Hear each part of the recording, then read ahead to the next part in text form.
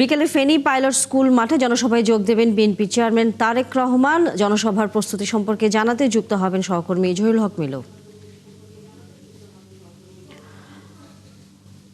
মিলু, আশা করি আপনি আমাকে শুনতে পাচ্ছেন। জনসভার প্রস্তুতির খবর জানাবেন।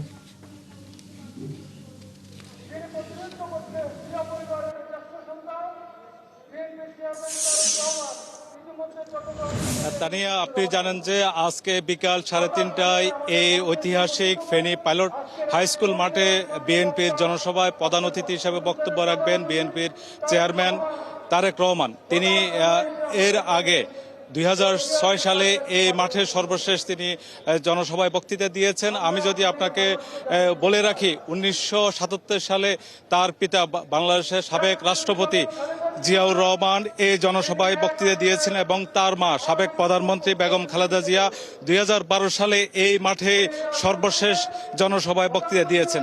আমরা দেখেছি যে সকাল থেকে কিন্তু নেতাকর্মীরা এই মাঠে উপস্থিত হওয়া শুরু করেছে। তারা ইতিমধ্যে মাঠের আনাচে কানাচে লোকে লোকারণ্য হয়ে পড়েছে এবং তারা দীর্ঘদিন পরে তাদের দলের চেয়ারম্যান নির্বাচিত হওয়ার পর তারেক রহমানকে দেখার জন্য তারা কিন্তু এখানে জমায়েত হয়েছে।